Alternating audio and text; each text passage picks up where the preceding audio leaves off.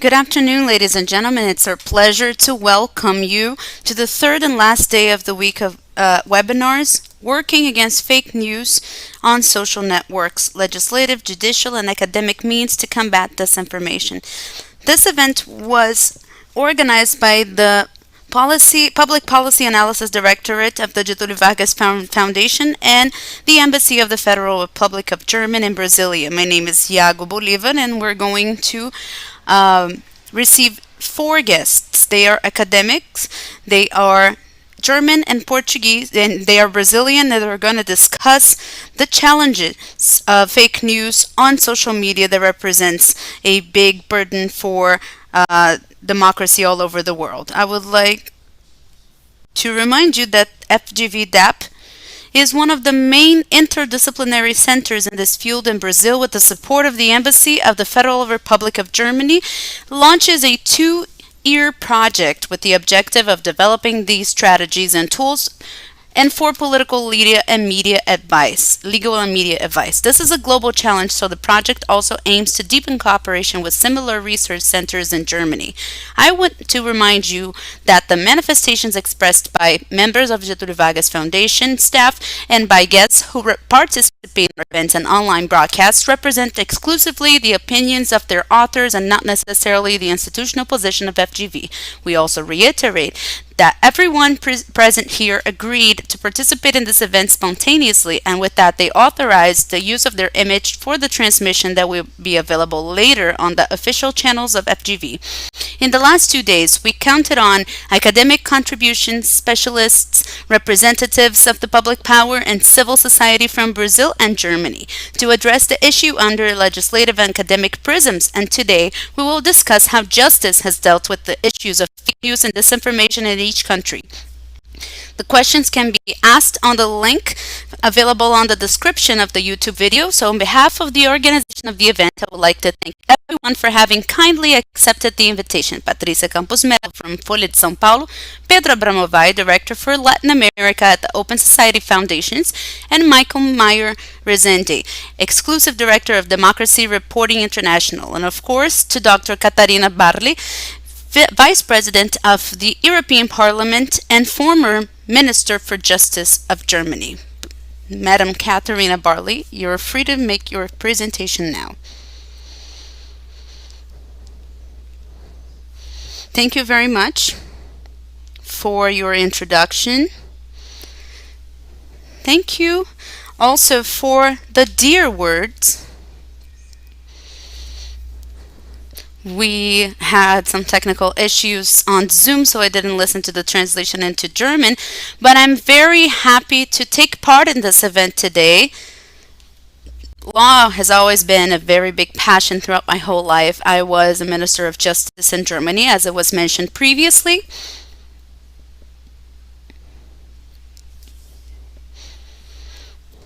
I'm sorry, I'm listening to myself.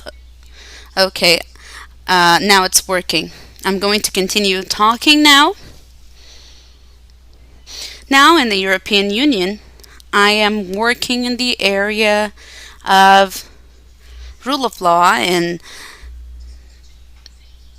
we work on hate speech, fake news, and we are discussing what we can do about it. It has been a very heated debate, and that is why I'm very happy to be able to talk to you a little bit about this now, because the problem exists all over the world. And with social media and social networks, it has taken a bigger dimension. Communication has improved, it has become faster, the costs have been lowered. However, we have this risk of reducing the level of the discussions, and people often hide behind the anonymity of the networks to perform hate speech or to disclose fake news. In Germany, we do have a historical specific issue with our experiences. On the Third Reich, related to freedom of expression and hate speeches, I think we have a specific outlook to all of those issues.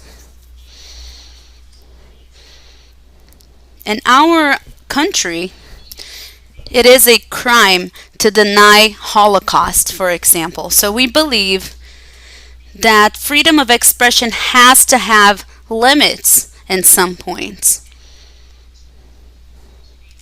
However, freedom of expression is a big democratic right as well as freedom of press. This is very important for us.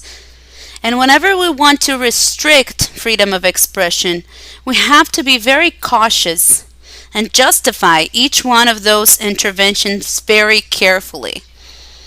That's why I would say that both legally and ethically, we are in a minefield, so to speak. We have discussed intensively in Germany about this topic. We have approved a law, passed a law specifically related to hate speech. This law, Network Enforcement Act, specifically against hate on the web. I'm going to speak more in detail about this. And I'm going to talk about other processes as well that may harm individuals, but they are also a risk to the democracy at the end of the day. The phenomenon of hate speech in Germany is directed very clearly to politicians,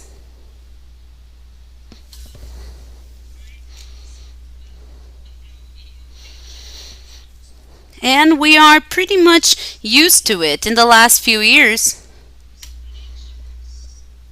the politicians are assaulted, and more we have cases in which people end up giving up on their positions in the government because the pressure in the networks is very strong. This is also a risk to democracy.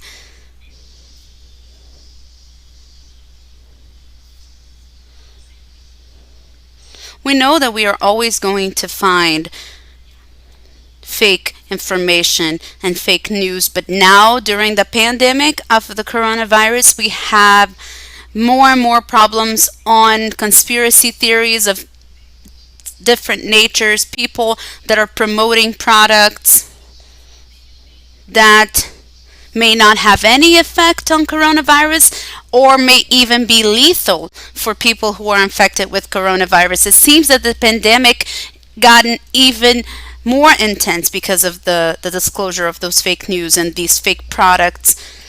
The Network Enforcement Act, as I was mentioning before, was an European law from the year 2000. And according to that law, the platforms already had the obligation of removing any sort of content, criminal content, through the notice and takedown technique. But in Germany, we noticed that that wasn't working. The platforms did that very differently. For the users, it was very hard to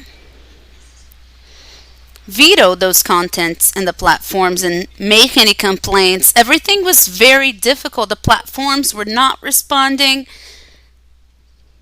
So an analysis has shown us that the platforms were very different. They had different procedures. In YouTube, for example, they ended up taking down 90% of the complaints. Facebook took down 40% of the complaints, and Twitter, only 1% of the complaints were taken down. So that's why in 2017, we promoted this law against hate speech, which is enforced in parallel to the standards that each one of the platforms have, the platform etiquette, so to speak. So it's an obligation, and basically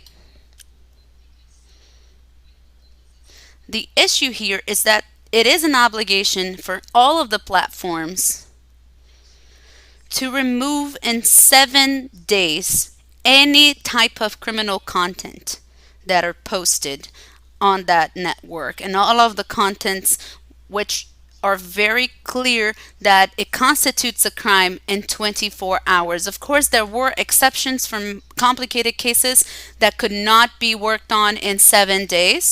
And then there were some additional additional procedures for that. If someone violates that law, there could be some penalties. We can also say that it's not an obligation if the platform does not have the structures to do so. I think that is an important point because, of course, there was we were dealing with a lot of distrust.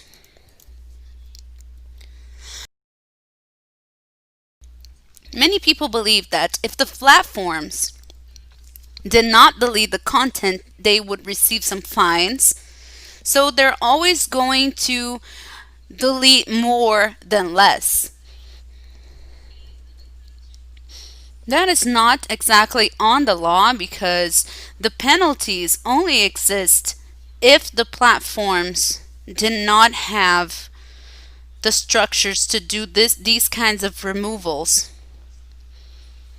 Or maybe 1 or 2 posts, they would go unnoticed. I think in total there should be more transparency and the complaints had to be carried out more easily by the users so that people did not have to look on the platforms where they could file their complaints. That should be a little bit more transparent for the users to be able to complain whenever they deemed necessary. And it would also be necessary to nominate people in charge and have some kind of ombudsman to receive those complaints. When we introduced this law, it was very much debated by the public. Now the criticisms have reduced a lot. Were already expecting this because we have analyzed this law very thoroughly, but today there is already an evaluation on that law because the platforms were obliged to document. And every 3 months the platforms had to file a report. That is why we know today that 20% of the complaints that were filed end up being deleted.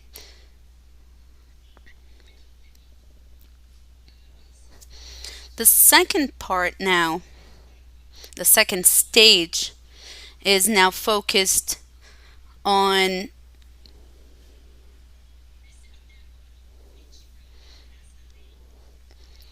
a criticism of that law. The public ministry and the police did not have knowledge on those posts. Sometimes the posts were already deleted when the justice system wanted to analyze them. Now it is predicted that those posts can be forwarded directly to justice for further prosecuting.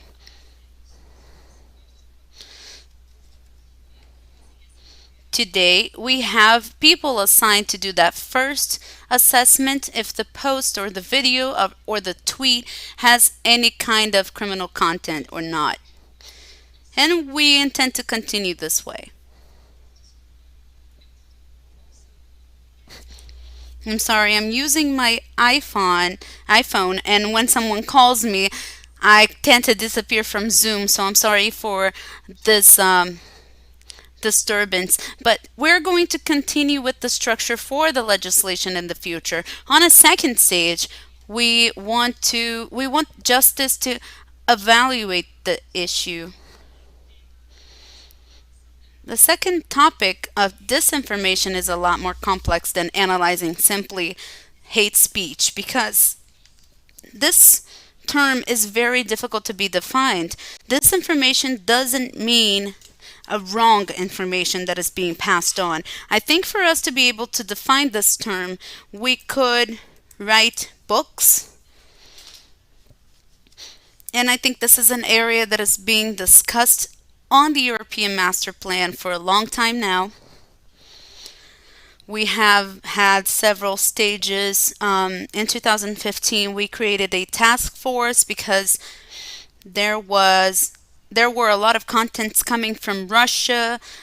In 2018, we did our first master plan against disinformation with a strong confrontation between journalism, science, and civil society.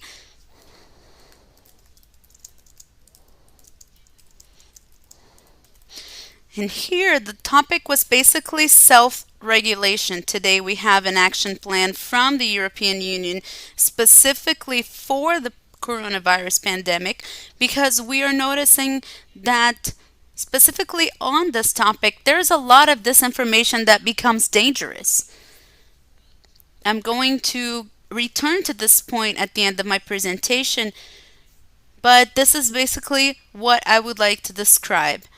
With this information, once again, we need to be very careful. We don't want to interfere in people's freedom of expression. However, there is a risk that basic rights of individuals may be violated because of a disinformation, a case of disinformation. For example, if there are wrong information about medications, about different therapeutic means that are disclosed on the internet, if there are any cases where violence occurs because a group of minorities are held accountable for the pandemics, that is something that we see a lot. And there's a lot to do also with consumers protection because sometimes medications that have no effect at all are offered and advised as medications that are used for coronavirus. I think this information is a lot more difficult to handle than hate speech. Here in Germany, finding a balance between protecting the rights, preserving the freedom of expression is kind of hard. That is basically what I wanted to say. I'm very happy and I am looking forward to listen to your discussions and your questions. For me, it's a great honor to take part in this event. I hope that I am able to contribute a little bit to the discussion with my knowledge and intensify the dialogue between Germany and Brazil.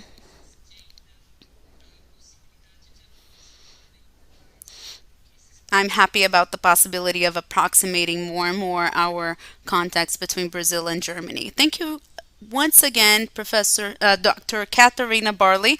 We would like to ask you a few questions now for us to be able to understand how a law that is already enforced is working and what lessons have you learned from this law, because Brazil is now discussing our law for this kind of crime and this kind of problem, and it's causing a lot of debates. One of the concerns that we have is the control of content and the influence that this content control may have on political debate, and improper content control that might be related to some specific political group. How can we guarantee that a legal control or administrative control of this kind does not interfere in the public debate? How can we guarantee that?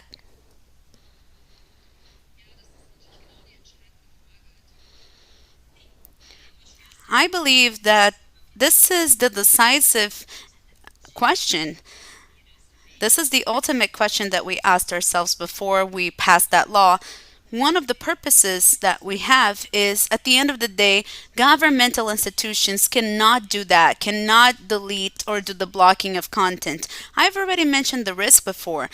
When we don't deal with governmental institutions, these are private institutions, i.e., the platforms themselves. For us, it's a small step because this obligation was already included in the European Master Plan. So for Europe, that was defined before. It wasn't a new step for us. That is why this law is called Enforcement Act. We did not invent a new law. This law was pre-existing. I was the Minister of Justice, and that's why I would like to give you my practical standpoint, because in those activities, public ministry, the public prosecution's office, or the police, for them to work on this issue specifically, you would need an army of employees, and that is something that the government cannot assign. Brazil is a huge country, so I think it would be even harder. For each quarter, the big networks, the big social networks, have received 200,000 complaints, especially YouTube. So we have 1 million complaints a year for each platform. That cannot be handled by the government. Not at all. I think this is a business model for the platforms. The platforms earn money with those contents, the polarized contents that are available on their feeds. There was a suspicion that the platforms were incentivizing this polarization because that brings clicks, it brings money, it brings traffic. That is why we needed to organize it that way in Europe.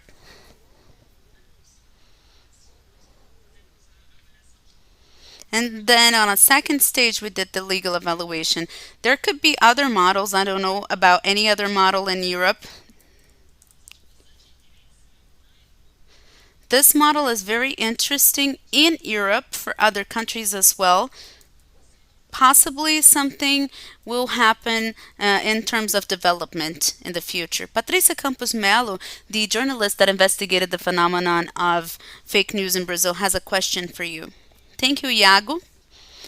My question for Dr. Catarina is that there is a perception that the German legislation is more focused on hate speech than disinformation, and maybe it would not be that efficient against disinformation. I would like to know your impressions on that, if possible.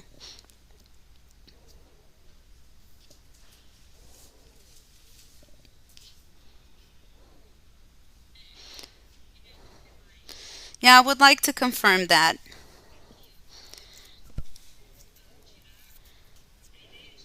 Here, the idea is to remove criminal content from the networks. That is very easy to do when you have hate speech, when people are threatened to death, when people um, make clear threats and attacks. It's a lot easier to identify that than disinformation. When you have some sort of disinformation that reaches a criminal level, it is a lot harder to deal with that when it does not reach a criminal level. I confirm that the focus is much more on the hate speech, exactly as you said. Dr. Catarina, we have a question here from Amaro Grassi from DAPP. How do we combine the respect to the protection of individual rights and the respect of privacy and the anonymous contents that are an attack to democracy? How can you handle that, those two things in combination?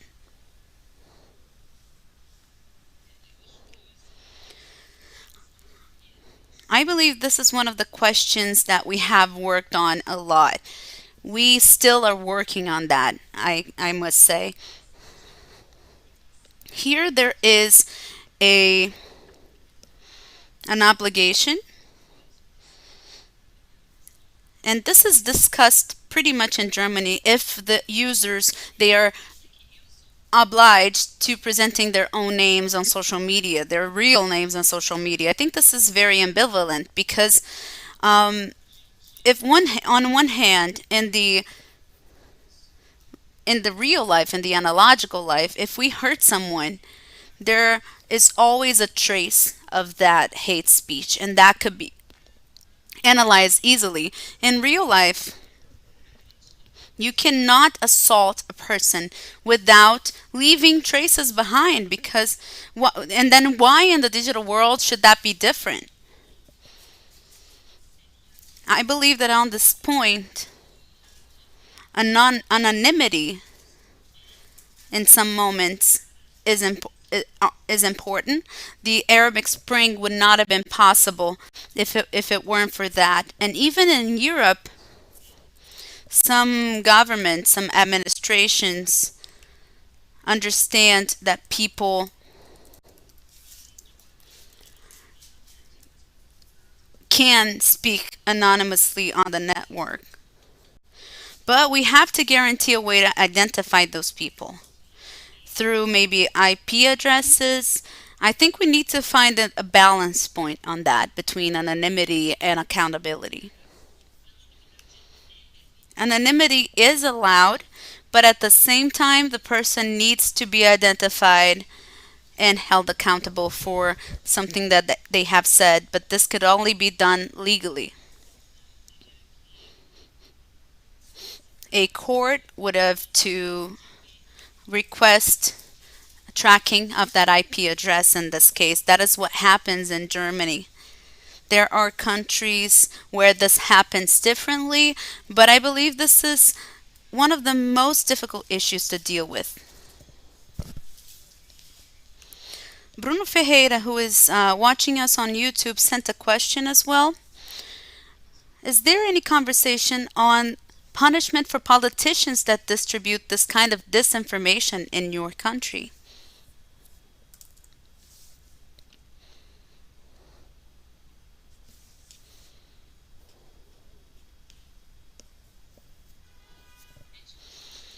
Politicians are human beings. That's why they are subject to all of the standards and laws and criminal sanctions that other people are. If a politician says something on Twitter or discloses any kind of wrong information or maybe threatens someone to death,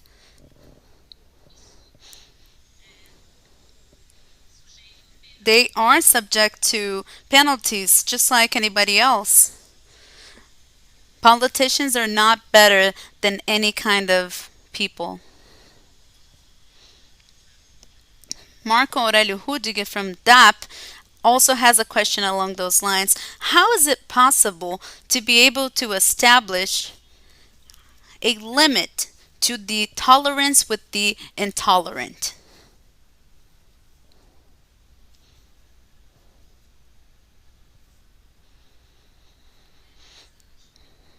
I think this is a key question that is not only related to the digital part.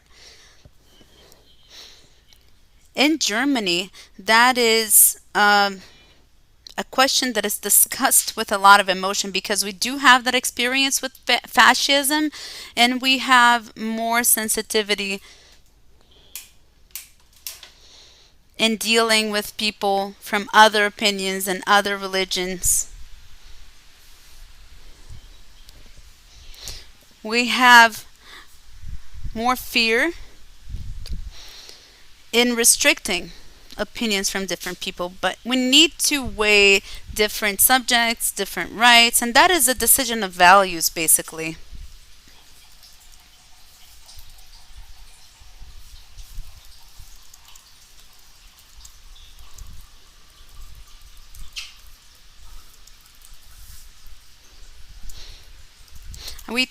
I talked to a lot of people on those digital issues.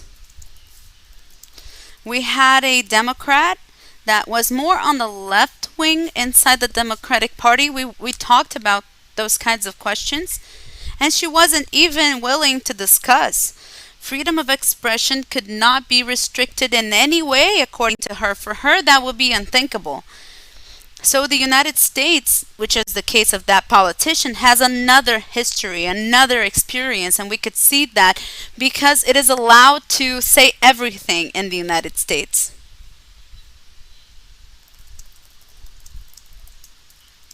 Of course, that in some situations it is a crime still, but the discussion there is a lot different. People who deny Holocaust, I think that is an excellent example. This is something that does not exist in the United States. I'm not sure how it happens in Brazil, but in Germany, we believe that freedom of expression has a limit. And that is very important. Because at the end of the day, if freedom and social media is unlimited,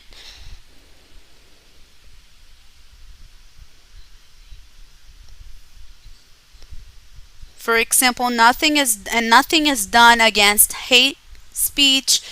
If nothing is done, those people are going to leave social media, are going to leave the internet because they are not going to handle it anymore, especially the women. Women are subject to attacks all over the world. And if those women, they leave social media, they no longer remain on those media because of the attacks, because of the violations, then freedom of expression, their freedom of expression is also something that is being harmed. I believe each country has to know and has to understand what is the situation for them. Thank you very much. I would like to thank you on behalf of FGV DAPP. I would like to thank you for the presence, the participation, and the willingness to dialogue. Thank you, Dr. Catarina Barley. And now I'm going to open to Dr. Catarina's final considerations.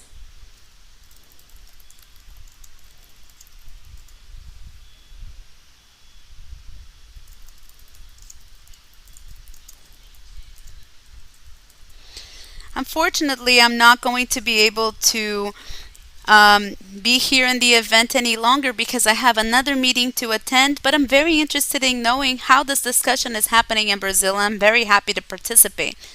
I'm happy that you are discussing this important issue for democracy this much. I'm going to ask the organizers to make this video available for me afterwards. I hope that I can watch the rest, and I think Democrats need to be together at this moment. And we need to defend our democracy. Thank you, and a lot of success to you all. Thank you, Dr. Catarina.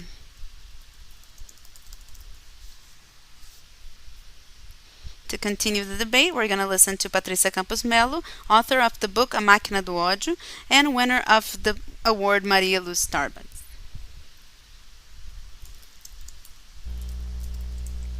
I'd like to thank FGV for the invitation and the Germany Embassy. I remember them very fondly because I've lived there. And I'd like to talk about the legislation that we have today. Nowadays, we have a bill of project that is being discussed in the lower house.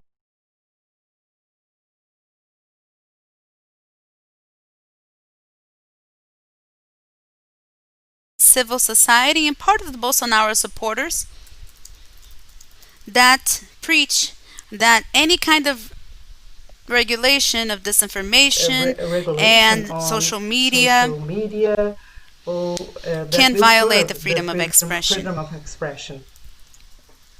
Any kind of regulation ends up harming that, and that is the argument. We don't offer an alternative. And on the other extreme, we have part of the civil society and some of the legislators that are preaching basically a criminalization of speech on the internet. A type of legislation or a type of measure that they are proposing basically will be the criminalization of the antis of WhatsApp, as we call them, the normal users of the internet and social media.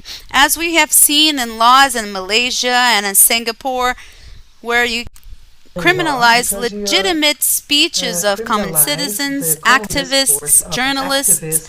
So today we have that problem. And we have this problem today. And a very complicated problem is that in Brazil, WhatsApp, which is the instant message application, is one of the most used in Brazil.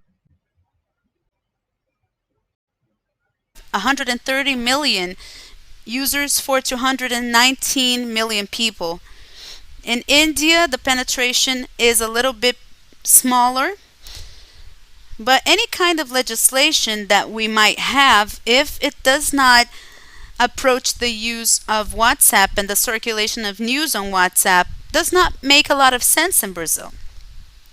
And at the same time, what we have in terms of proposals for regulation and has been trying to have to be very criticized because we have two main objectives for discussing this legislation. One is to hold accountable those who are funding the misinformation campaigns on WhatsApp. That we know it's an encrypted app, and we thank God that this exists. But this app is the ideal vehicle for this type of campaign. On the other hand, we have to hold accountable the professional funders of misinformation campaigns. We know that Brazil, as in other countries, there are organic users that unfortunately are sharing fake news and misinformation. But we also have professional structures that are doing that, and they've been using that systematically in Brazil with this objective of undermining the democratic institutions. The same way that we are talking more and more about the democracies that they are not dying as they used to die, you have this scenario of this soldier closing this STF, but instead you are undermining the government from inside, and censorship has another version today. Not necessarily we have this identity of the censor that is working at the newsrooms as it happened in the dictatorship. We have now organized campaigns for smearing the reputation of journalists and women with this misogynist aspect. And we have another strategy that is flooding the social media from all sides with many lies, many fake news or messages that were taken from their context. So we are not able to see the narrative that is true, only the narrative that they want to be true. So this is different now, the way censorship is happening, how we are going to hold accountable, who is going to fund this kind of campaign. And this is very complex, as Dr. Catarina was saying, because there are two fundamental rights that are in opposition, and now we are redesigning one of the main aspects of the social media work and the internet, because I know that one of the things that enabled the social media to develop and become what they are today, what is very positive for society, to have this kind of democratization and access to information, were the Section 230 in the Act of Licensing in the United States, and we have it in the legal framework, in Brazilian legal framework of the internet. You cannot hold accountable the platforms for the content that was published. So they are not considered editors, they are only disseminating content. And that was very important for a long time. Otherwise, if they could be held accountable, the social networks wouldn't grow. But nowadays that we have monopolies in this environment of public debate, maybe it's the moment to re-examine that. Up to what point will we not hold them accountable for that? That's what I wanted to talk to you.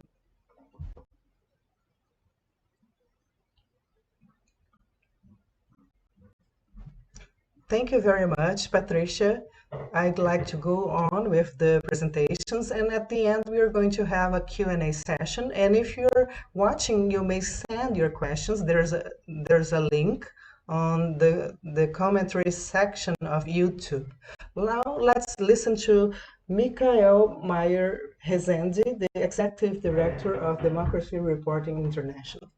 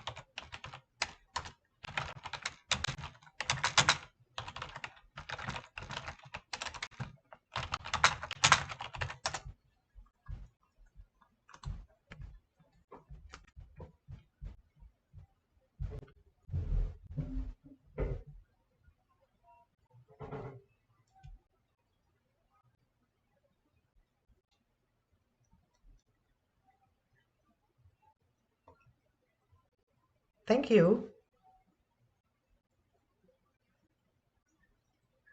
I'd like to thank the German Embassy for the invitation and the Ministry of Foreign Affairs that is supporting this kind of event in so many countries.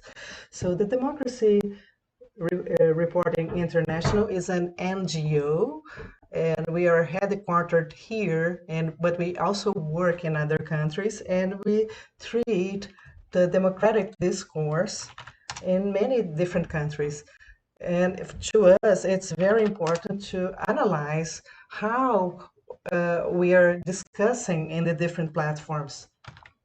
And we are now working intensively. Many of our employees inside Brazil.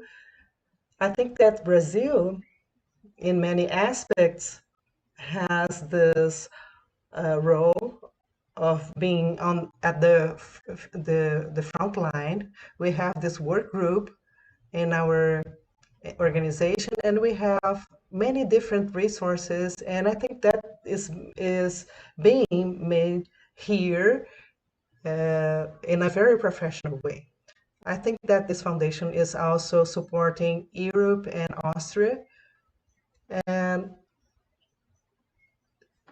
and we are trying to develop this method, and this aspect is another aspect that we should thank Brazil for. About this topic that is fake news, this is a concept that is very much used, but it's also very debatable because it's very reductional. So we also use the term misinformation. I think this is a better word, and it's very important for us to work with misinformation and fake messages, and also with the hate speech, and also with label. And these are very different things. I think that the hate discourse, we have this criminal law that is offering many resources, but concerning misinformation, we don't have much. So both questions are mixing. For instance, when people are being slandered, because I believe that when we observe the core of misinformation, it's always this wrong statement. And this is the basis for other informations. And here we have paragraphs in the criminal law. And when people talk something wrong about other people, so this is considered libel, as Dr. Barley has told us. In the German law, we are trying to implement that. We are trying to enforce that as well. There are legal dispositions as well. For instance, when you have wrong information about groups. And what do we do with the content against democracy, for instance? They are politicians, but there are other groups that are also important. In some countries, we have problems with online campaigns where judges and people that are high ranked, they are attacked. So we're talking now about individuals and people. And when it's against people, what should we do? When it's more than that, we've had this French issue that is new. I think that in Germany and in Brazil, we are aware of that. It's this fact that 3 months before an election, if there's a wrong information that is disseminated on social media, that would disrupt the public integrity. So it's possible to demand a judge to prohibit this misinformation. This is something new. I don't think this happens in other countries. So it's the electoral integrity. So these are information pieces that could compromise the elections. There's a very well-known example. My colleagues from FGV at São Paulo, they talked about that to me. There was this misinformation that the Socialist Party in Brazil said that they would give food in this place, and they put the wrong date. So the electors that are not well informed, they are incentivized to go to the elections and on the wrong day. So I think that this kind of thing, like the law that exists in France, we could solve this kind of thing. Of course, that on social media, we've been disclosing everything very rapidly. So after 12 hours, this can end. So everything is over, and the effect is also over, and there's nothing we could do.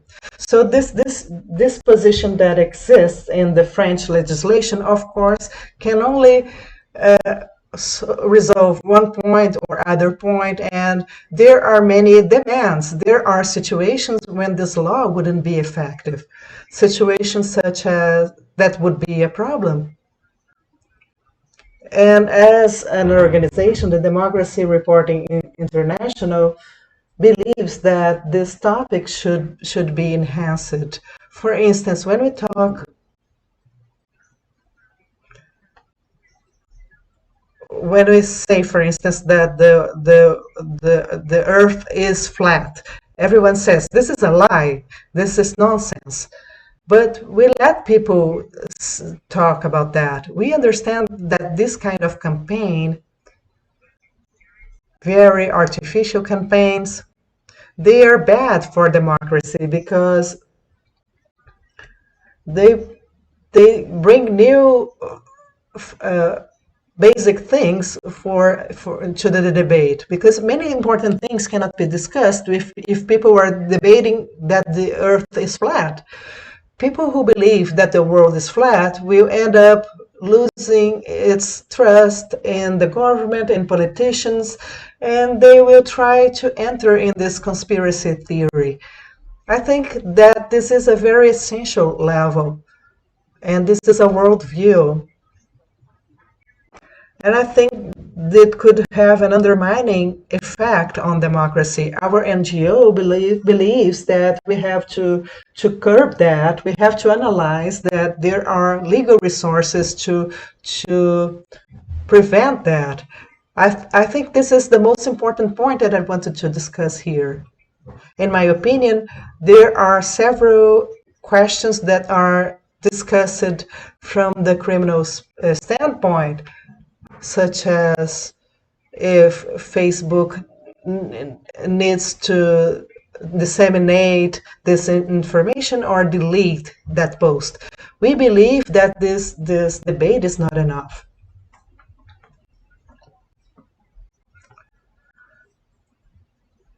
But this debate is very dominant. In Germany, everyone says, if we do that, maybe we will interfere in the freedom of expression. In Germany, people say, well, the platforms are not responsible for the content. Other people are publishing this content, but we want to disrupt this kind of mentality. Of course, the content are not made by Facebook, but the selection of the contents on Facebook, on YouTube, this is made by the companies, and they have commercial interest in that, as Dr. Barley has mentioned before. So we have this puzzle of content, and these platforms are creating a version of the world. They are like journalists who are deciding what's going to be published in the newspaper. So this is an important role for the platform.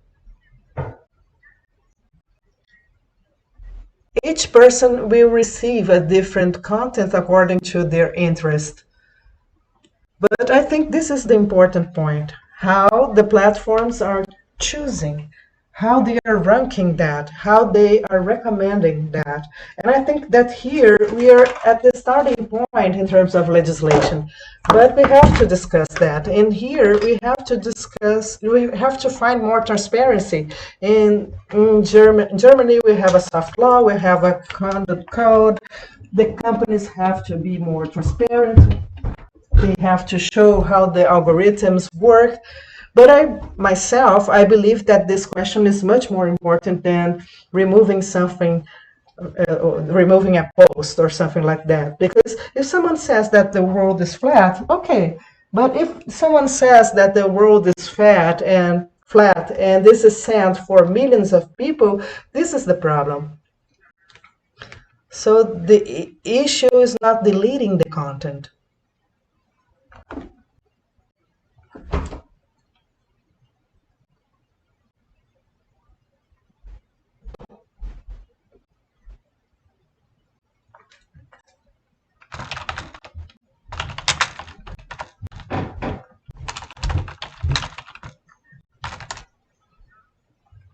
This is artificial, and I think that this discussion should be the discussion that we should focus more.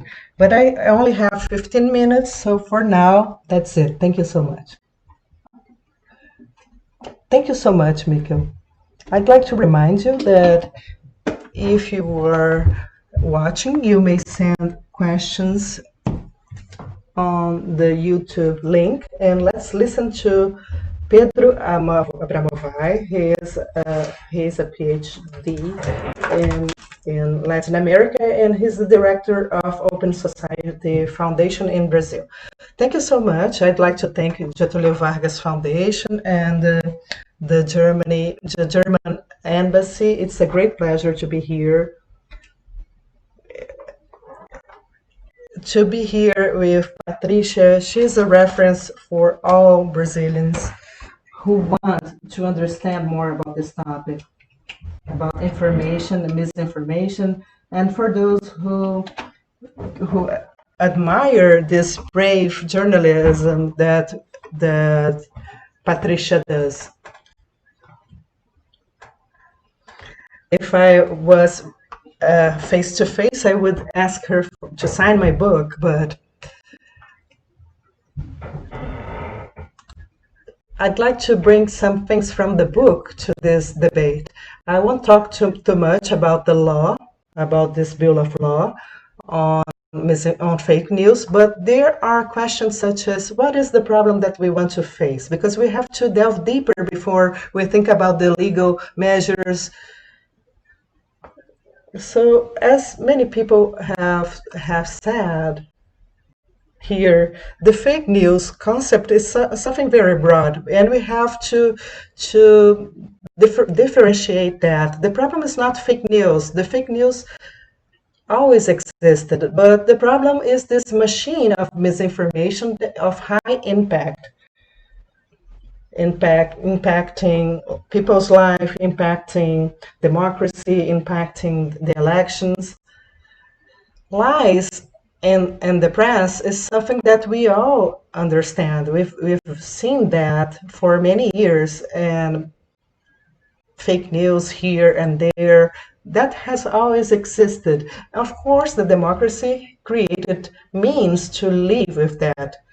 I myself was the target of lies and fake interviews and so on, and I could never understand that a solution for that would be censoring that. I've always considered the freedom of press and journalism, the professional journalism, the media companies, the media outlets, democracy, and the judiciary, they can provide some mechanisms so that we can have a public debate on that. We could go to the mainstream media, and we have room to talk about this injustice. And this is very different from the situation that we are seeing right now, that I'm calling the machine of disinformation.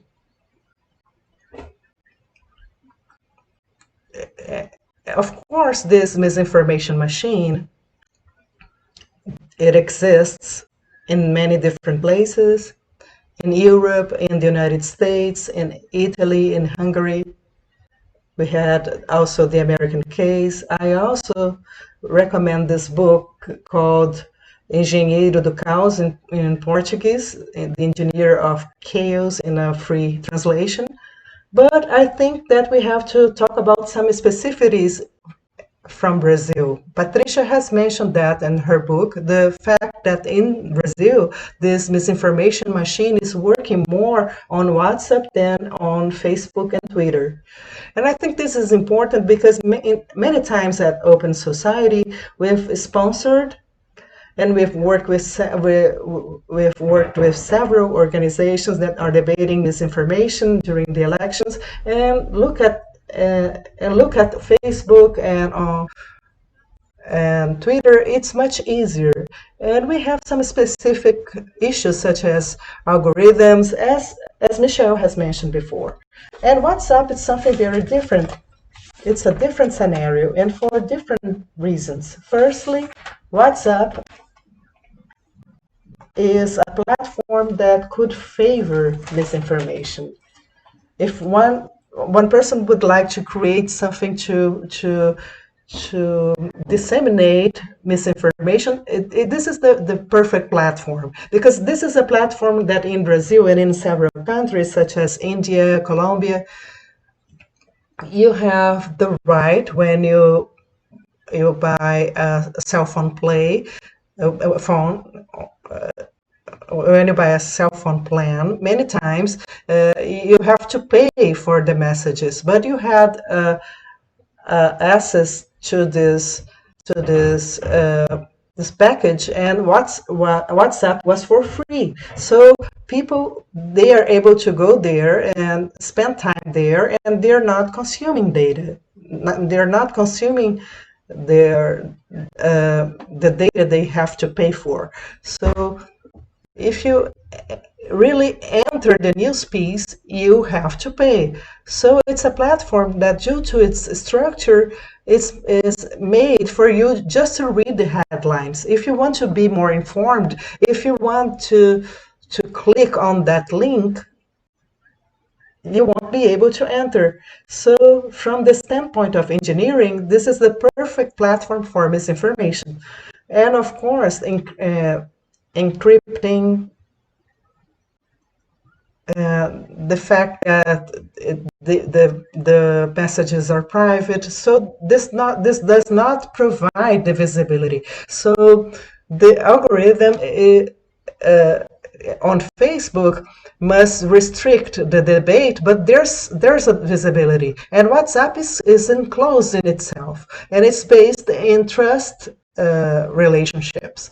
So it's perfect for you to disseminate misinformation, because you are receiving this information from someone that you trust, and then you won't check that information so deeply as you would do otherwise. So it's very important for us to understand that in Brazil, we are talking about a type of misinformation that is affecting the democracy brutally. In this particular structure of some countries from the global south, more than from the global north, and with very appalling effects.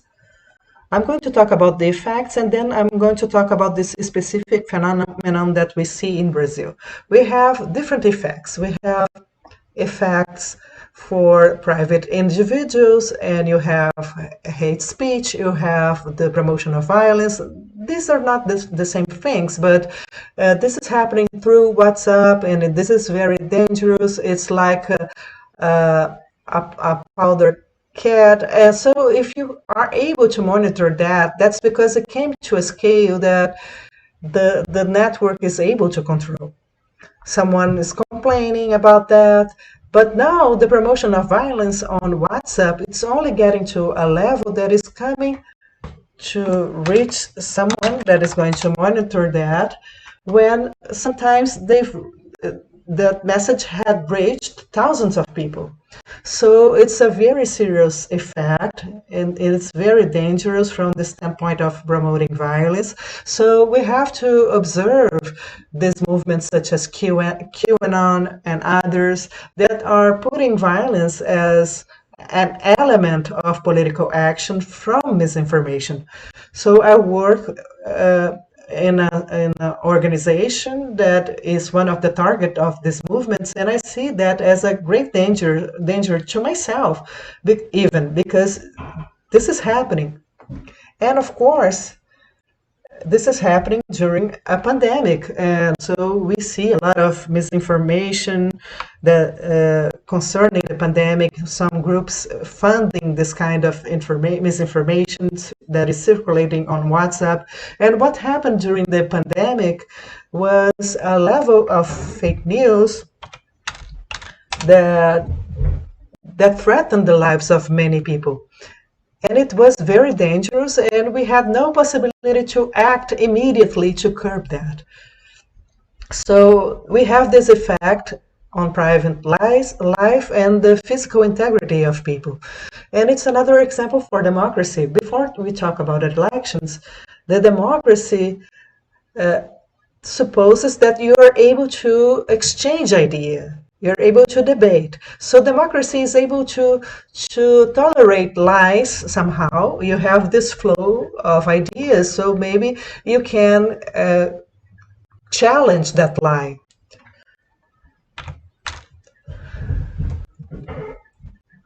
So the press doesn't have to be fair. It has to be free.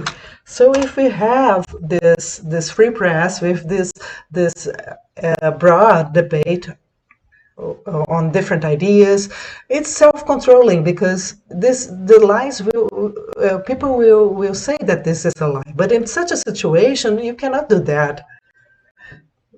So you see a lot of misinformation flowing on WhatsApp, and there is even a policy about that, and it takes too long to monitor that. It's not immediate to monitor that. So from the standpoint of the idea debate, you have a group of people who is debating with no access to further information. So it may happen on Twitter, on Facebook, on the algorithms, but it's happening more radically on WhatsApp. So these closed groups, people are debating without exposing that debate.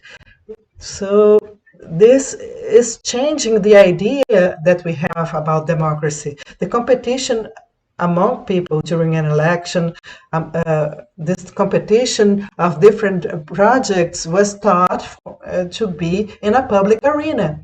And now it's happening in a hidden place.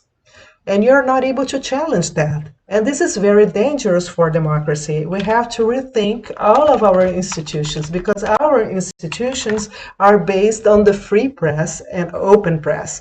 So if people are accessing information in a closed way that is interpersonal, but in a large scale, as we've had with this concrete and active manipulation, this is radically transforming democracy.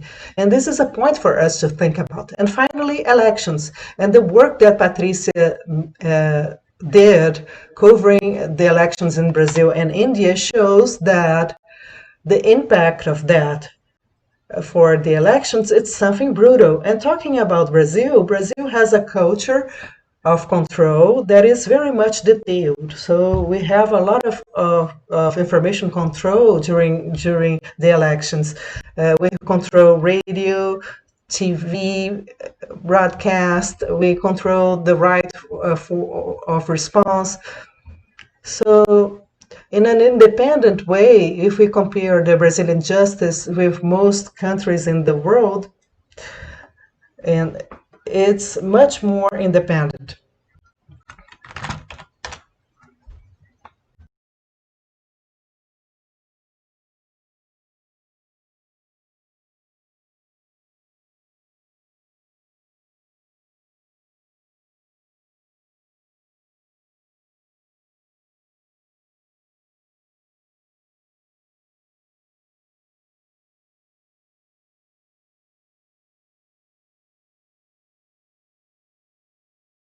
control the radio 3V broadcast, if we are not able to change that, if we are not able to change the WhatsApp and so on, because the debate is happening in a different way. So what happened in the elections in Brazil 2018 is very radical. You had a disinformation machine that used resources, illegal resources, non-declared resources against the legislation to work with this big capacity. And this standard of vote change, especially in the States in the last weeks, it's something that was talking about the Brazilian history itself, the electoral Brazilian history. So apparently we have signs that happened due to this network of manipulation that was made on WhatsApp, and it was very efficient. So the electoral justice, when they received this case, they are not doing anything, because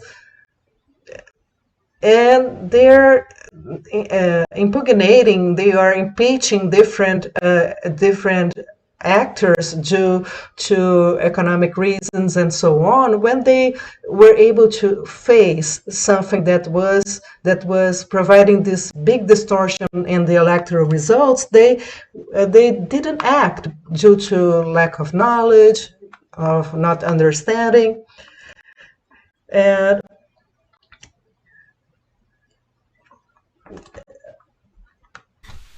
these machines, they are changing the way that democracy works. Something very basic on democracy. All of the institutions, they have assumptions that are no longer valid. So we need to rethink those institutions truly. They need to work, or else the political representations as we have today doesn't make any sense on a world in a world that debates are not public, where things are manipulated, when you don't have the ability to contest ideas publicly the way that we used to do before.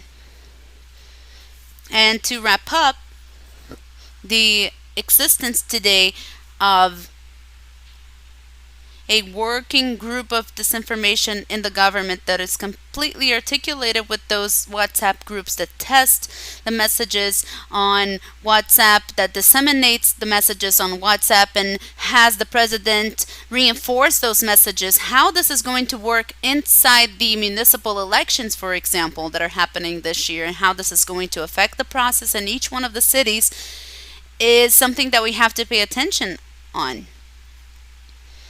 We need to learn something from what happened in 2018. We need to be even more radical because of the use of the public administration in this sense. So electoral justice, once again, cannot cross their arms and not act on that.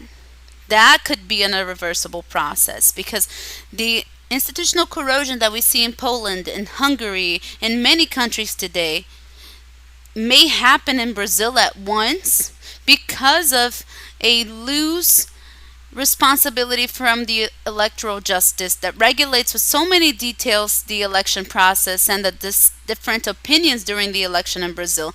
They also need to pay attention to how this is happening on those huge networks of disinformation that we can see and that are very active in Brazil today. Thank you very much, Pedro. Now we're going to start our questions and answers session. Some questions were submitted by the audience and some questions are internal from DAPP. So I would like to start by asking Patricia Campos Mello about the identification of fake news right now when it comes to the political spectrum. The fake news are very much related to the extreme right parties in Brazil in this moment. So how can we fight fake news without the institutions being seen as defenders of only one side of the political dispute? Excellent question. This is the $1 million question. I would like to start by thanking Pedro Abramovay for the kindness. Thank you very much. When I interviewed Steve Bannon, who was a strategist of the Donald Trump campaign, and then he was part of the White House staff in 2018 for the first time, he told me that if there weren't social media, it would have been 100 times more difficult to have the ascension of the digital populists on the right party, like Donald Trump, Jair Bolsonaro in Brazil, at the time Matteo Salvini.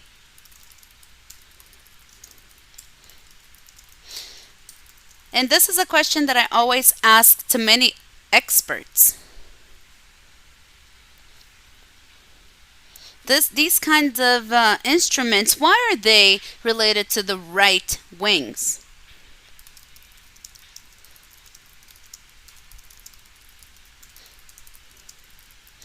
This is not something exclusive of the right regimes. I don't believe that. I think what happened on the election of 2018 is that other parties, they have underestimated this kind of instrument, much more than assessing if it was appropriate or not. People did not pay attention to this kind of tool enough on the elections of 2018, and I think that is a big struggle. Now that finally Twitter and Facebook are having to do something about campaigns of disinformation, we have seen recently some tweets by Donald Trump regarding questioning the integrity of election, about inciting violence, some comments on COVID-19. YouTube and Facebook were taking down posts of Donald Trump and President Bolsonaro. They are always accused of prosecuting the conservative media. It is what Dr. Catarina was talking about. There's one thing which is freedom of expression, and there's a different thing which is using that freedom of expression for criminal purposes. In some moments and in some contexts, disseminating disinformation can be criminal, because in the context of COVID-19, it may mean the difference between life and death, literally.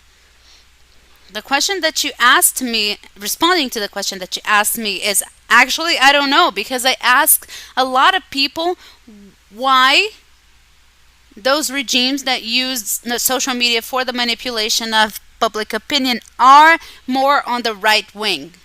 There is a bias of attack to press which is not exclusive from the right wing in any way. We can see that in Nicaragua and Venezuela. We have the demonization of the official press. For you to be able to manipulate public debate, you need to delegitimize the professional press. So demonizing journalists and vehicles is an essential part of this strategy of communication. I think we see this a lot on the left, on the right wing, on the left wing as well, much exactly as we see it on the right wing. We either try to regulate the internet platforms, or they will always be considered prosecutors of the conservative media or conservative politicians. That may be a problem. You mentioned before how censorship now happens. Instead of censoring a news piece, but now it happens through the huge dissemination of information that they hamper the true information. And I think press has not been able to respond to that. Press is missing the previous moments in which they had this monopoly of information. Do you think the press has worked effectively on social media? Not at all. First, we made a lot of mistakes of becoming megaphones for disinformation. When we replicated racist, homophobic declarations, or disinformation, wrong information. And when we corrected that, maybe we could amplify that type of message that those populist leaders are posting on their social media. But even so, we have a essential problem. Fake news and disinformation usually are news that generate some kind of strong repercussion or revolt or outrage, and that kind of thing increases engagement on the internet. People are going to click more and share more, which in turn feeds the algorithm of social media, so they gain even more highlight. A regular news piece from a TV or news show on TV, how can we make that viral? It is a balanced news piece. You have to listen to all sides, so you can never make the correct news piece viral, much more than we do with the fake news. The speed of viralization for fake news is a lot higher. And people always say that the press vehicles, they have paid subscriptions, because we do have to pay our employees. This information is free and it is circulating on WhatsApp, Facebook, and Twitter. It's a very unfair competition. We haven't found any kind of weapons to fight against this. Both in the election of Donald Trump and the coverage of the Bolsonaro administration, sometimes the press falls on the trap of becoming a megaphone of fake news. Thank you. We have a question from the audience. Jackson Zilio sent a question to to Michael MEYER-RESENDE. Michael, how Germany protects the democratic institutions from these hate speeches and disinformation?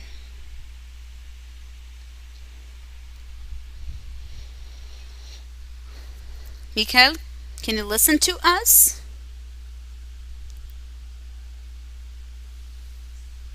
Yes.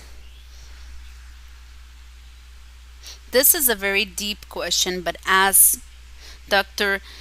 Katarina already said, in our country we had some experiences with a democracy that was destroyed from the inside. The fathers and mothers of our constitution after the Second World War created the democracy that we needed to defend. A democracy that does not welcome any kind of opinion, but especially if someone wants to use the institutions against democracy, we cannot do anything. This is not what we want.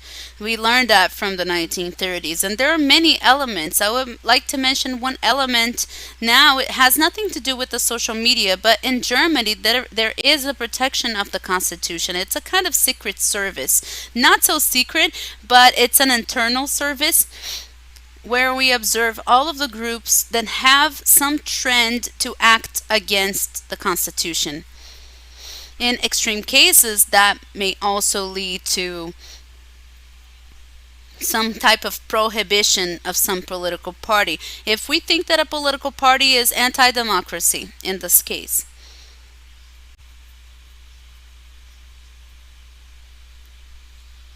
there are many parties that file a complaint, and then we analyze that complaint. But the fact is that the institutions, the democratic institutions, cannot be at the disposal of the enemies of democracy. That is the most important part.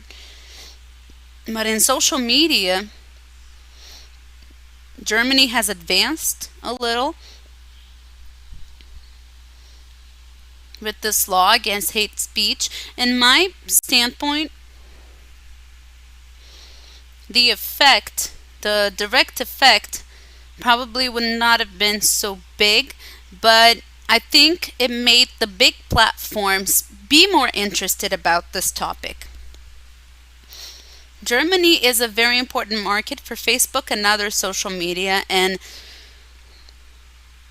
Suddenly, many people were hired to moderate the content and to deal with those complaints because they were afraid of not complying with the legislation and they would have to pay very big fines, very expensive fines. That was not the initial intention, but I guess it was a good consequence. The platforms have a very important role in the democratic speech. That is why we cannot accept them to do that automatized through algorithms without paying attention to this very important topic. And I think that was an effect of that legislation. Facebook in Germany has a lot more employees that are now handling those issues. There's always someone that you can talk to. I think that is a point in which maybe Germany is a step ahead because the platform is afraid now. Now they're treating the topic with more seriousness.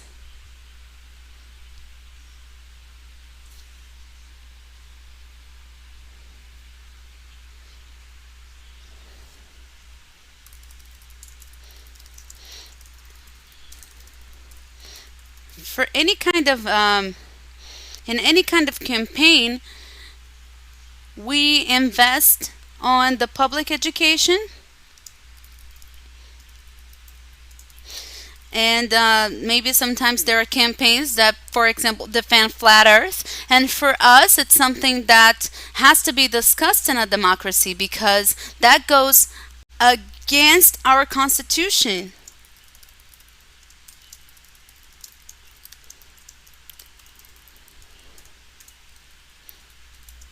Sometimes we have social media that have a lot of campaigns and ideas that go against all of that.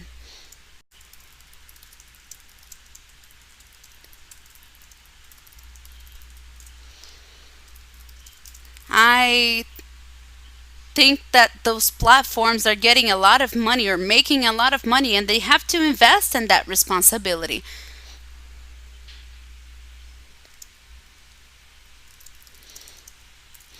That is a principle that can be used also for the funding of the electoral campaign.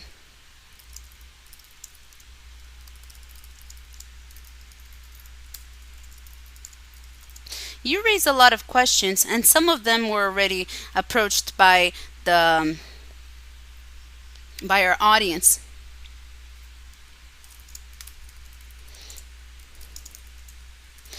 Felipe asks if you know any study that talks about the profitability of fake news for the platforms. Is there any study on that? Patricia, you investigated a little bit about that. Would you like to respond? Or Pedro?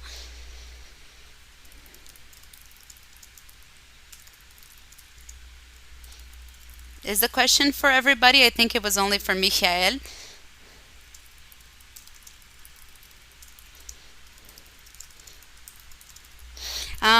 For the platforms may say now that they are changing the algorithms in order not to privilege the dissemination of information and not put that in evidence. Well, Facebook says that when they see that there is some news that may generate this information, they decrease the reach of that post.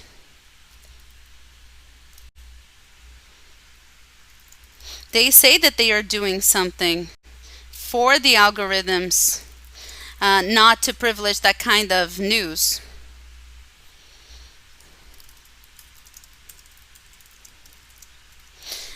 We have an exemption of any kind of accountability on the social media on what is being broadcast or is being disseminated by them.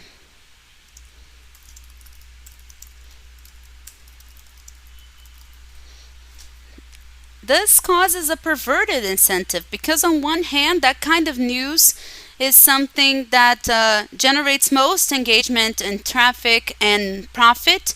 Why do something?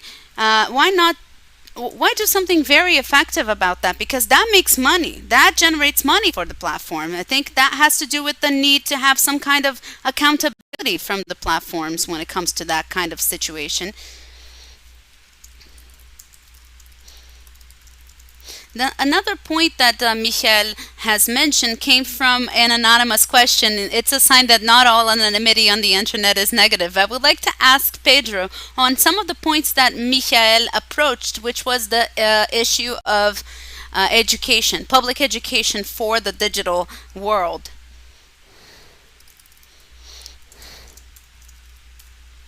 The education, media education has been pointed out as a solution for the problem of fake news. What is your opinion on that?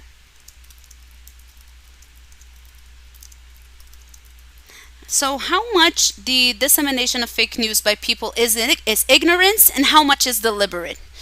Unfortunately, I am a pessimist when it comes to the effect of education for the decrees. There are many studies that show that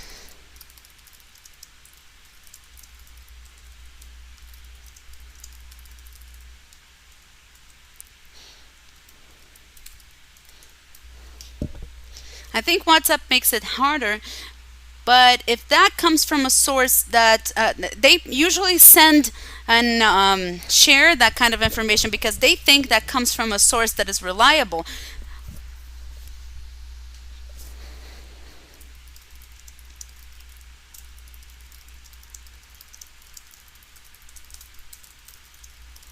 It's not lack of information that makes people be deluded by fake news.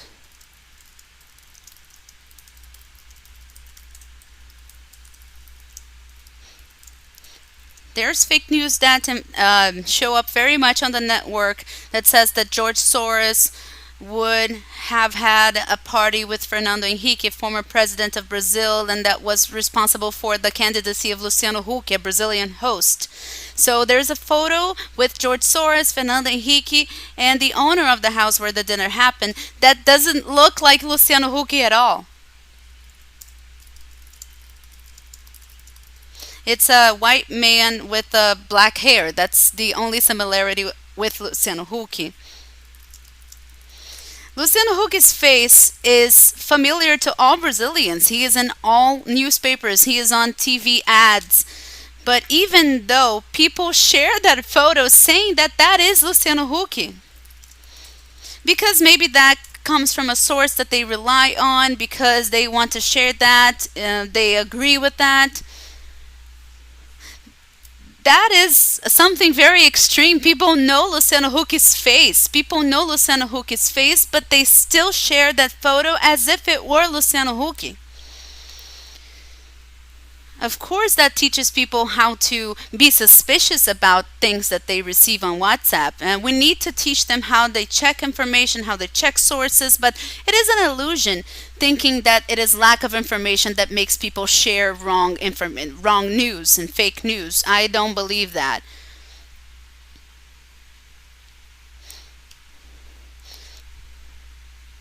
The individual is not the one that should be held accountable for that. The structures, the rich structures behind the social media, they should be held accountable for that.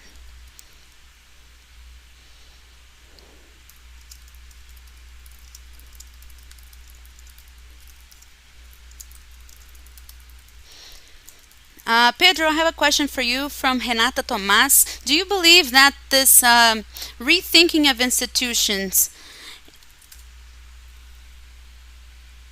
holds accountable the agency for the vulnerability of the individual? I think so. I think it has to do with several elements, actually. Democracy and everything that we have studied on democracy starts from the principle that people debate publicly those ideas, and then at the end they make a decision. They debate if the government was good or not. All political debates that we have witnessed on the 19th and 20th centuries, the lack of the possibility of having a common debate and having this fragmented debate as we're having now, that is something that deconstructs the way that those institutions are thinking. So thinking about ways to connect that debate and to open the debate to more people and allowing the parliament to be an even more open space. That is key.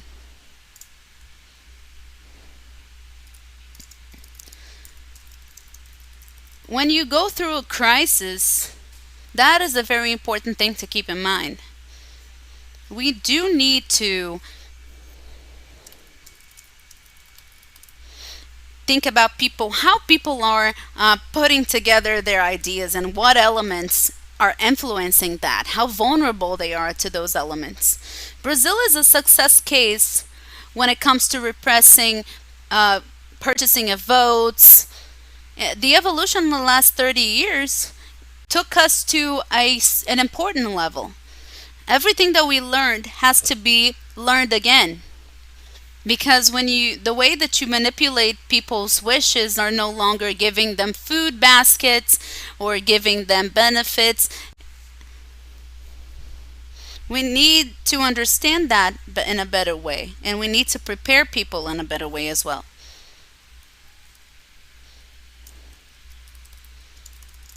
Yeah, sometimes the social media, it goes beyond social media. Yes, I understand. We have a question by Laura Stahlberg from DAPP on the Brazilian culture of turning to justice, the big judicialization of Brazil. But I'm going to ask that question to Michael so that he can create a parallel between what happens in Brazil and what happens in Germany.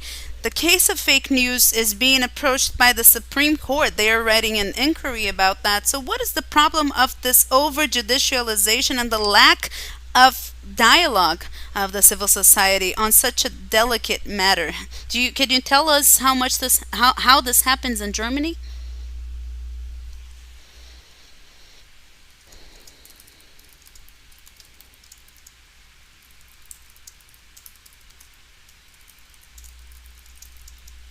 Thank you very much for the question. I'm not sure about the statistics. I don't have them at hand right now on this new law.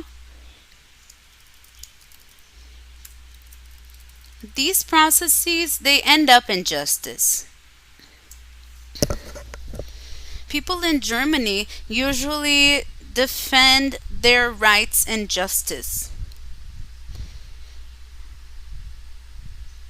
And all of those issues with freedom of expression and freedom of information. But I think this is actually good.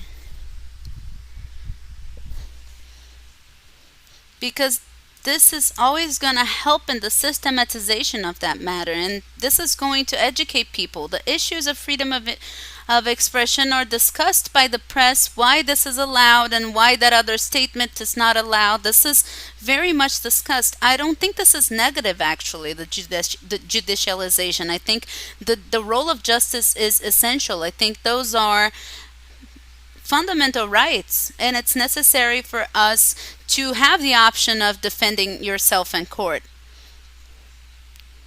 I could speak about the question from before, but the moderator can decide if I should continue commenting or if there are other questions. You can go on, Michael. Go ahead.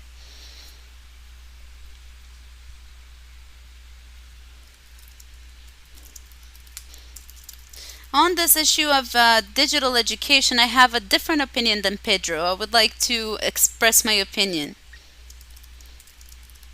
In Europe, we have a growing polarization. We have groups which are extremely polarized. Digital education, in our case, is not going to be so successful. I agree with you. Many times, people who are already polarized, they may say, well, this guy is so bad that maybe the story is not true. There are people who are not that polarized yet, and I think those are important as well, and they have to be educated so that they do not end up polarized that way. In the beginning of the coronavirus pandemic, my parents told me you have to drink a lot of water because that helps with coronavirus, and I asked, how do you know that? And my dad said, there's a Stanford study that tells us that we need to drink a lot of water.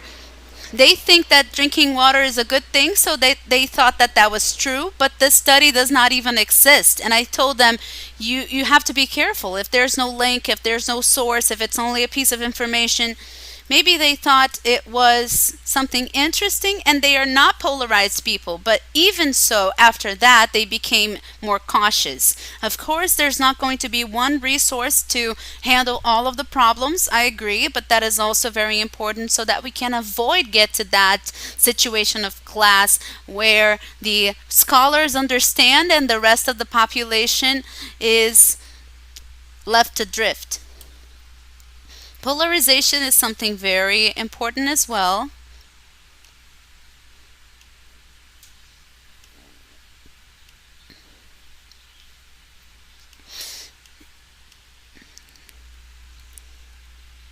We can say that on the first global election,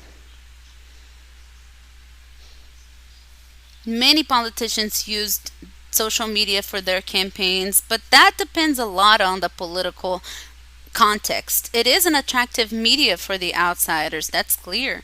And many people in Germany, they wonder why the extremist party AfD have so many followers on Facebook.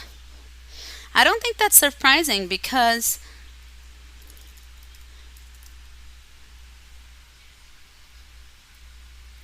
there is nothing exciting. There's nothing new. I don't have to read anything about them because I already know their situation. What is exciting is this extremist party that speaks about things that we don't read on the press and that we are not going to find on a specific newspaper. We cannot forget outsiders because they are oppressed people many times. Media does not talk about everything that happens. Sometimes they're only discussed on Telegram and social media. Apps, and we can see the positive side. Thank you, Mikkel. So we are able to put together two different things, the anti-system of the use of misinformation. So if you're not in a well-known channel, you're able to go to this new channel. And this particular case that you've told us, this trend, this bias that we have of believing anything that confirms our own beliefs, right? So we are now coming to the end, but I have many questions. I'm going to separate and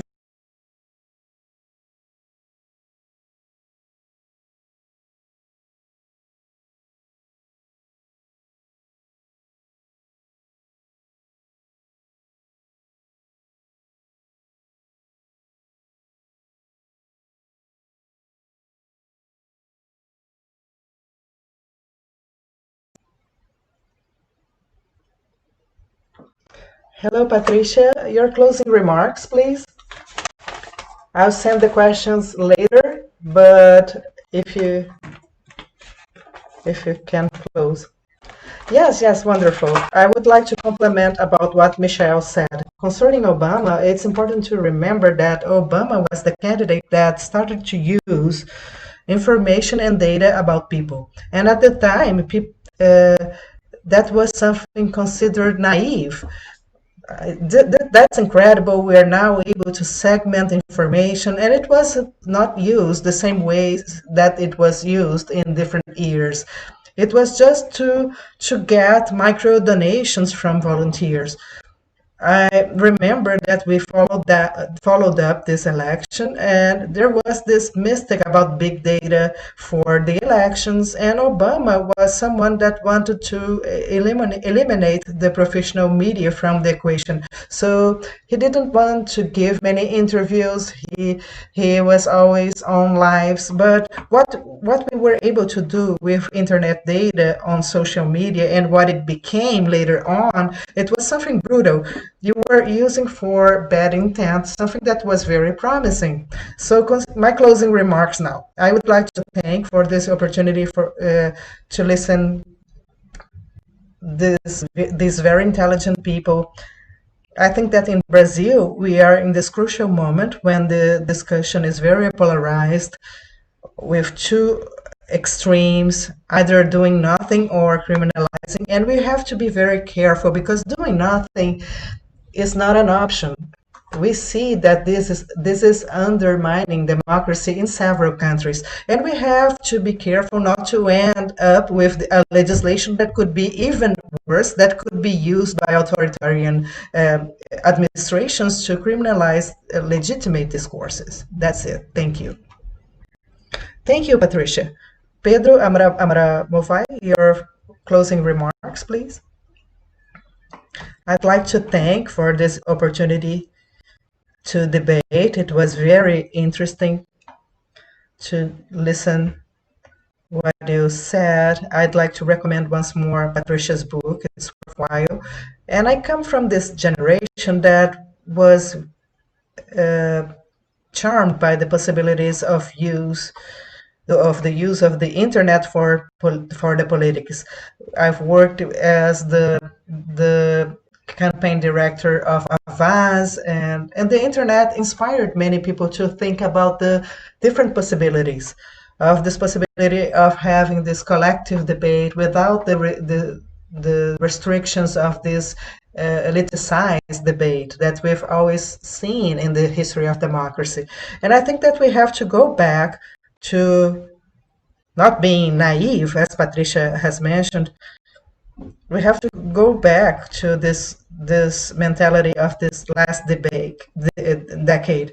We have to come from this moment from the standpoint of inspiration. We have to think about transparency, about this new debate for producing something new.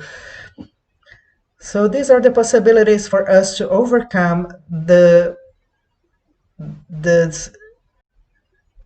manipulative use and corrosive use of democracy that is being made by the internet today. If we are not able to do so and to simply think that we can protect the democracy as it is or as it was some time ago, it won't be enough to face this problem. We will have to reimagine the forms of dialogue, of political engagement, always tapping into the freedom and into solidarity so that we are able to overcome these appalling possibilities that we've been facing nowadays. Thank you very much, Pedro. Now the final remarks of Michael MEYER-RESENDE.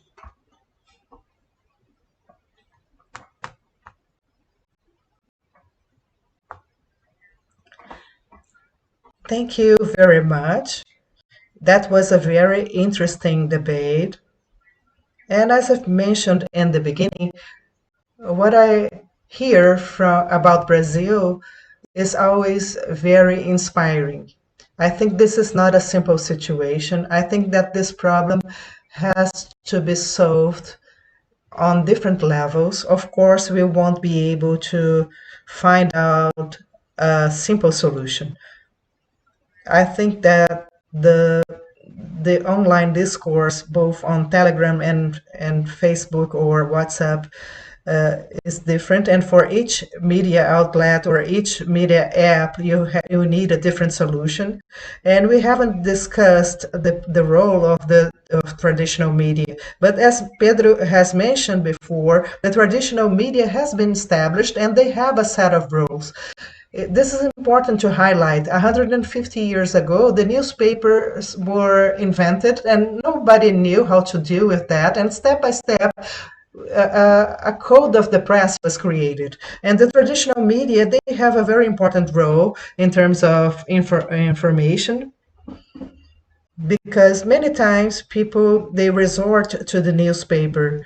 And I think this is an important debate. So how could we guarantee that, in fact, the media sector, the media is doing this quality work? I think that we can be more offensive. I don't understand why Facebook said that if we had New York Times, with their curatorship. We could have the curatorship of Facebook. Facebook is a media with less quality. The New York Times could be compared to Washington Post or other newspapers, and we have to be courageous to talk about that because we want that to be implemented on social media. And sometimes people are shy and they say, who's going to decide what is quality? Because there are different standards of quality, and I think that all the standards should have an important observation. So beyond social media, because social media, they increase polarization, but they are not the only cause. Sometimes it's easier to use social media for misinformation, but all of this problem is not so clear. We cannot simply say, oh, we have the polarizers and the others. I think that Democrats, they also make mistakes when they deal with people who polarize. They shouldn't give that much attention to that. But the fact is that we have to see where the parties are not so democratic, and we have to pay attention to that because all of us are important to polarization, even if we are not aware and if we don't want that. In my opinion, we have to be very careful. We have to provide clear signs, so as Democrats we can live with different opinions even if we don't like them. This is something that I'm able to observe, and I listen about that. So we don't want people that go beyond the legitimate opinions. I can see that my screen is shaking, but what I just mentioned has to do with the democratic discourse. All right, thank you very much, Michelle. You've talked about the mistakes of democracy. So democracy is the regime where the mistakes can be corrected. We are able to learn, we are able to fix them. So that's why we have this cycle of events. And to talk about the cycle of events that was promoted by the Department of Public Policies Analysis at FGV, and I would like to invite the German ambassador to speak, Michael Westland.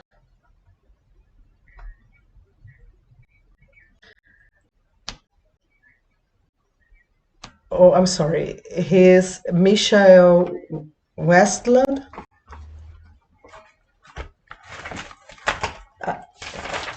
I'd like to talk about the democracy because since 2018, the embassy has been exchanging with experts of several different. We've been debating about democratic issues in Europe, in Germany, in Brazil, and in the United States. And these discussions, they are followed up by many different people, almost 300,000 followers online. And we've discussed the environment, law, environment rights.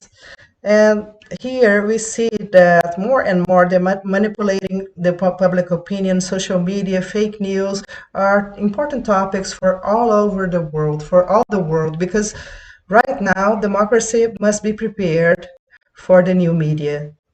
And that's why I'd like to thank our partners, FGV,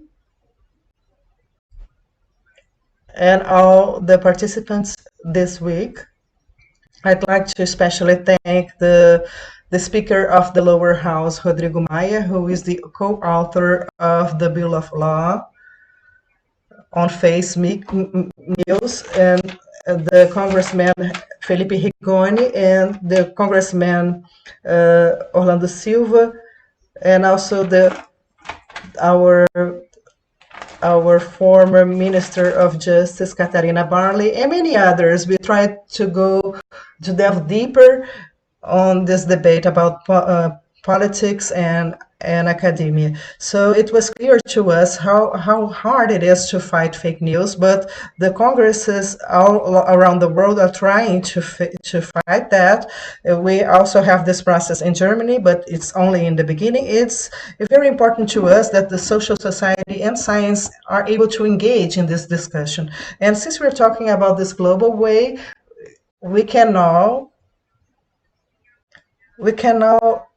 think outside the box to start with this exchange program with other countries. What are the solutions that exist? How can we learn with them?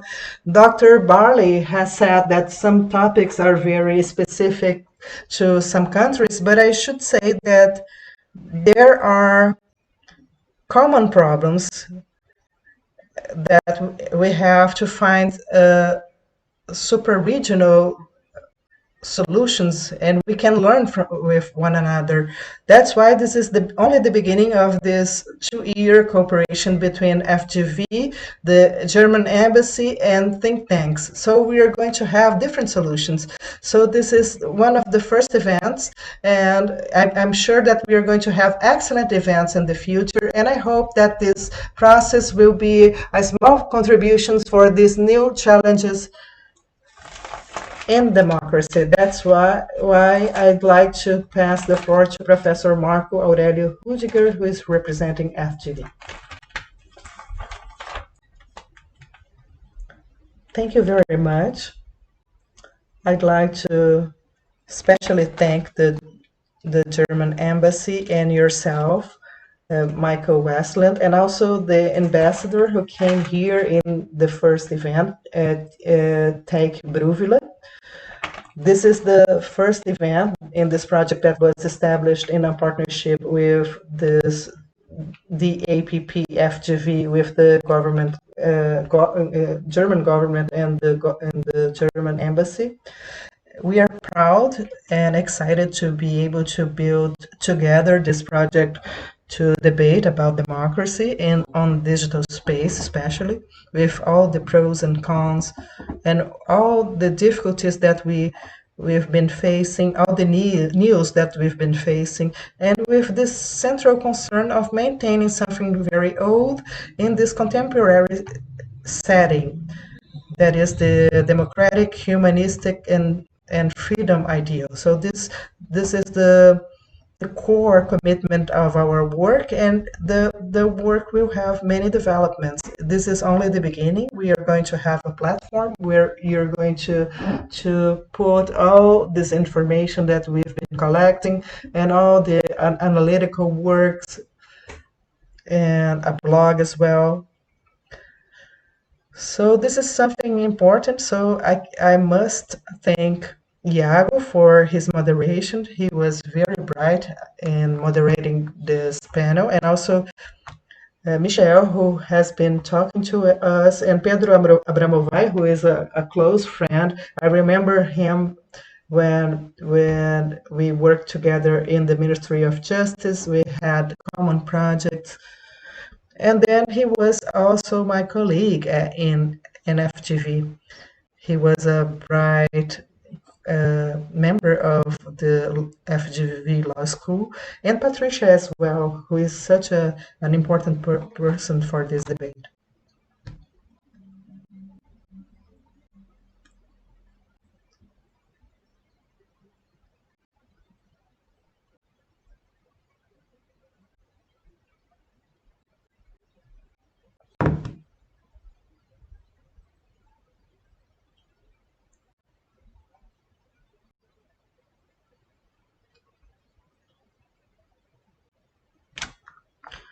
In a very humble way, I'd like to synthesize what we've talked about today. This seminar is showing this commitment of very serious people that are very much engaged in this democratic ideal that must be preserved.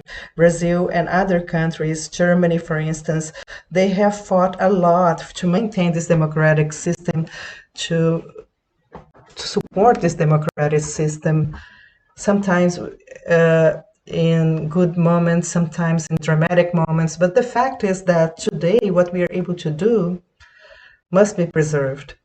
And this utopia of using the social means to enhance this debate, to accepting the contradictions with no problem. This has been a challenge with this dystopian use of these anti-democratic ideas that sometimes is transvestiting with this pseudo libertarianism and using the constitutional law of freedom of expression to convey hate speech and this discourse of deconstructing the base of democracy, that is to express the contradictions. And against that, we have to have attention from the society. And the question that I asked to the speaker of the lower house, and his presence was an honor to us. And so I asked him, what is the limit to the intolerance when we are tolerant? So the limit would be when you are deconstructing the possibility of the contradiction. So this should not be accepted. That should be debated. We are facing this new phenomenon. We have other challenges as well. We have the challenge of artificial intelligence, of building algorithms that sometimes can be biased as well. So this is a broad topic, but it's a topic that is unavoidable. I think that the agenda that we are proposing is not only important, it's unavoidable. We have to discuss that, we must. And the nations, they have to come together in common projects to guarantee this reflection upon democracy. That's what I believe is the most attractive and instigating in this initiative. And from my end, on behalf of FGV and our president, Professor Carlos Ivan Simens Leal, and my colleagues at the APP who have been working so hard in this project, building this solid basis that is very robust, very sound. This is also very important.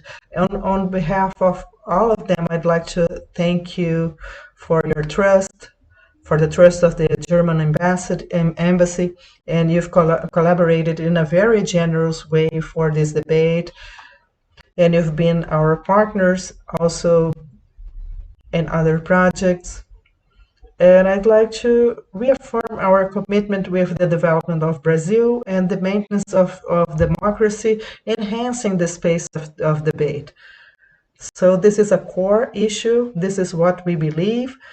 And we are going to have the best work possible. And we would like to leave this debate for the public to access so that people can develop their activities in a serious way in order to preserve and enhance the democracy in the 21st century. So I'd like to thank you all for that. Thank you very much.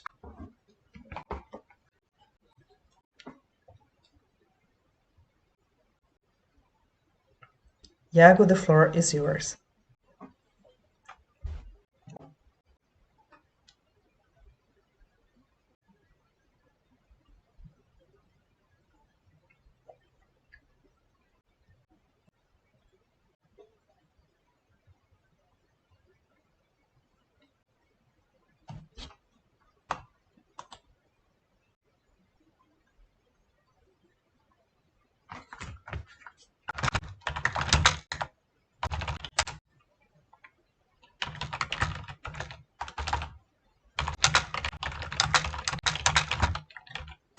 Can you hear me now? So the digital democracy is at risk. We are now closing the third day of this series of webinar that is opening this environment to defend democracy. It's a common project between FGV DAPP and the Embassy of Germany. as we've debated today, we had big hopes to have the digital environment to strengthen democracy, but we've learned that that could be also a danger. So this project is going to use this digital means and debate to support democracy. And one of the ways to use this digital support is following up learning. And one of the ways to follow up this project is following up the social media of the APP on Facebook, on LinkedIn, and also to subscribe to FGV's channel to receive the next event. So thank you very much, all of the participants. Thank you very much, Marco, for the invitation, and I wish you have a good day.